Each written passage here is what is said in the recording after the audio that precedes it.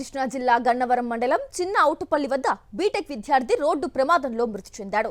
స్కూటీపై వెళ్తున్న ఇద్దరు యువకులను మినీ వ్యాన్ ఢీకొట్టింది.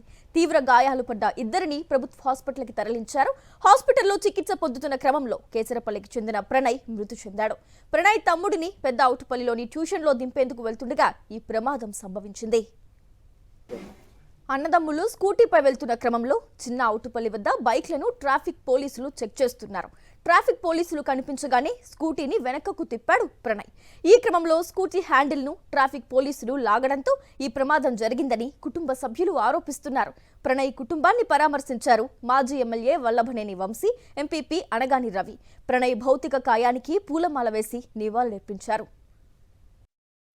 యాక్సిడెంట్కి గురవడానికి కారణం అక్కడున్న పోలీసు వెంబడిస్తే అది జరిగింది అనేది, అంటే పోలీసులను చూడగానే భయపడే పరిస్థితి వస్తూ ఉంది.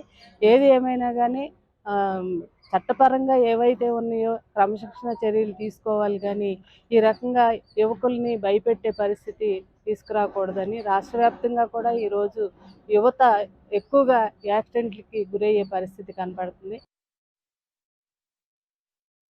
పలగానే ప్రణయ్ అనే వ్యక్తి వాళ్ళ తమ్ముడిని ట్యూషన్ వెళ్తా ఉండగా అక్కడ పోలీసు వారు మామూలుగా చలనా రాస్తున్నారని చెప్పి సడన్గా వెనక తిరగటం, వన్ వీలర్ రావడం జరిగింది. వన్ వీలర్ రావడం కారణం ఏంటంటే అక్కడ తెలిసిన ఇన్ఫర్మేషన్ ప్రకారం పోలీసులు అతన్ని ఆపడానికి వెంబడిస్తున్నారని చెప్పి కంగారు పడుతూ బస్సు అంటే లారీ డాష్ ఇవ్వడం జరిగింది.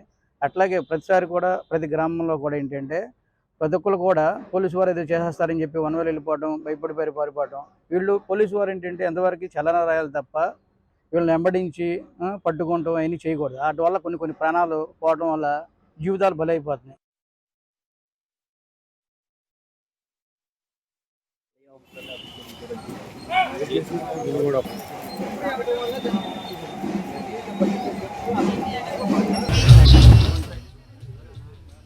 కృష్ణా జిల్లా గన్నవరం మండలం చిన్న ఔటుపల్లి వద్ద బీటెక్ విద్యార్థి రోడ్డు ప్రమాదంలో మృతి చెందాడు.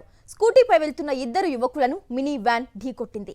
తీవ్ర గాయాలపైన ఇద్దరిని ప్రభుత్వ హాస్పిటల్కి తరలించారు. హాస్పిటల్లో చికిత్స పొందుతున్న క్రమంలో కేసరపల్లికి చెందిన ప్రణయ్ మృతి చెందాడు. ప్రణయ్ తమ్ముడిని పెద్ద ఔటుపల్లిలోని ట్యూషన్లో దింపేందుకు వెళ్తుండగా ఈ ప్రమాదం సంభవించింది.